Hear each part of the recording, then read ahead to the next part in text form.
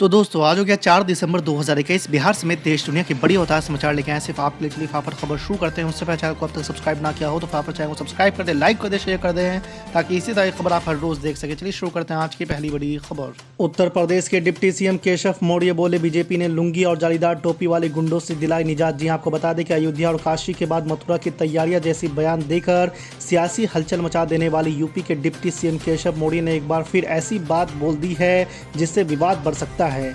दरअसल आपको बता दें कि केशव मौर्य ने प्रयागराज में व्यापारियों के सम्मेलन में कहा कि 2017 के विधानसभा चुनाव से पहले लुंगी छाप गुंडे घूमते थे, जालीदार टोपी लगाए बंदूक गोली लिए व्यापारियों को डराने का काम करते थे, आपकी जमीनों पर कब्जा करना और कब्जे के बाद शिकायत करने भी नहीं देते थे, शिकायत पर धमकी देते थे। ऐसे लोगों से भाजपा ने निजात दिलाई है।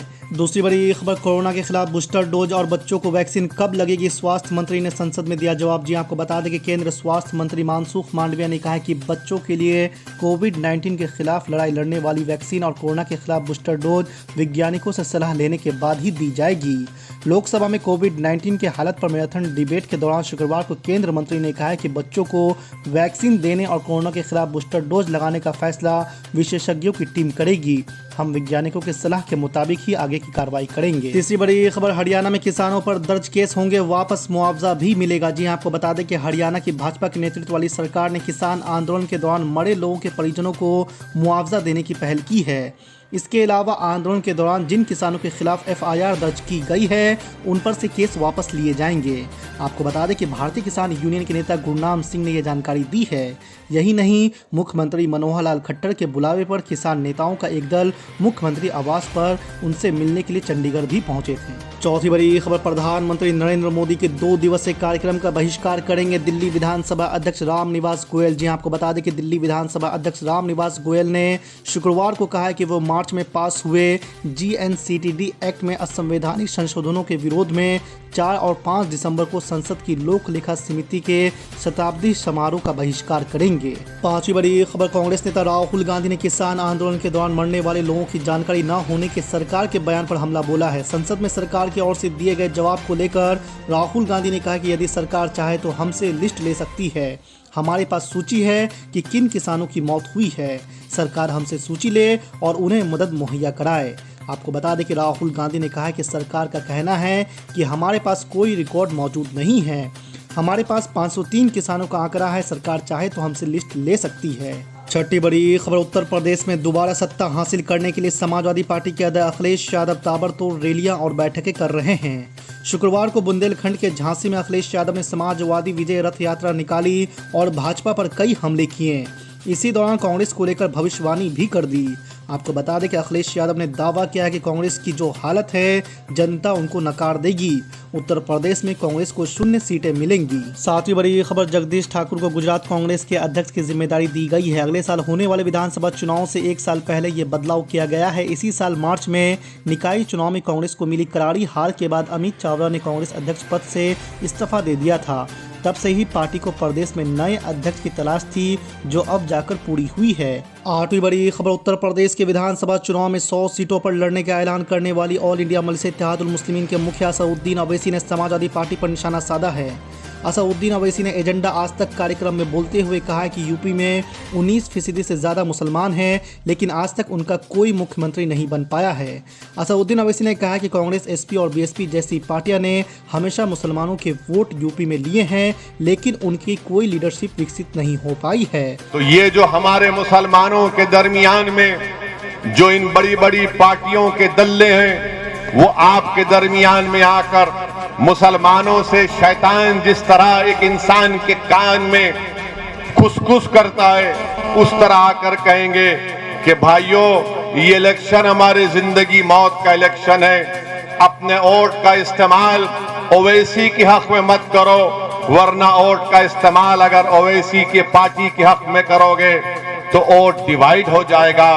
मैं उन तमाम लोगों से कह रहा हूं, तुम इब्लीस की तरह कानों में जाकर ये मत पढ़ो, बल्कि आओ हमसे बात करके बताओ हमको, हम तुमको दलील देंगे, दलाइल की बुनियाद पर हम इनको बता देंगे कि मुसलमानों के वोट की वजह से बीजेपी नहीं जीत रही है। बीजेपी अगर मुल्क में 2 मर्तबा नरेंद्र मोदी भारत के प्रधानमंत्री बने हैं और उत्तर प्रदेश में अगर बीजेपी की सरकार बनी है और अगर उत्तर प्रदेश में 2014 में समाजवादी बीएसपी कांग्रेस नाकाम हुई और बीजेपी के 70 के करीब 2014 में उनके एमपी कामयाब हुए और 17 में समाजवादी और कांग्रेस ने मिलकर इलेक्शन लड़ा, तब भी 300 असेंबली सीट पर बीजेपी कामयाब हो गई। 19 का इलेक्शन आया पार्लियामेंट का 2019 का, तो समाजवादी और बीएसपी मिलकर लड़े, तब भी सिर्फ 15 लोकसभा की सीट पर कामयाबी हासिल करे। बाकी पार्लियामेंट की सांसद की सीटों पर बीजेपी कामयाब हो गई। मैं आपको बड़ी ईमानदारी से कह रहा हूं और पूरी जिम्मेदारी के साथ आपसे कह रहा हूं कि 2014 में भी भारत के मुसलमानों में सिर्फ 8% मुसलमानों ने बीजेपी को वोट दिया था और 2014 में नरेंद्र मोदी को 34% हमारे हिंदू भाइयों ने वोट दिया था और जब 2017 के असेंबली के उत्तर प्रदेश के इंतखाबात आए तो 40% हमारे हिंदू भाइयों ने बीजेपी को वोट दिया। जब 2019 के पार्लियामेंट के इलेक्शन आए तो उत्तर प्रदेश में 75% हमारे हिंदू भाइयों ने बीजेपी को वोट दिया। 2019 में 75% मुसलमानों ने समाजवादी और बीएसपी को वोट दिया, तब भी उनके 15 जीते। मैं उत्तरोला के उन तमाम जिम्मेदारों से अर्ज कर रहा हूं, खास तौर से जहां पर जो सेकुलर जहन रखने वाले हमारे हिंदू भाई और बहन हैं, हमारे दलित और ओबीसी भाई और बहन हैं, हमारे मुसलमान हैं, मैं उनसे कह रहा हूं कि ये आदादो शुमार है, ये रिकॉर्ड मैं आपके सामने रख रहा हूं, फैसला आपको करना है। अपने वोट को जाया मत करो।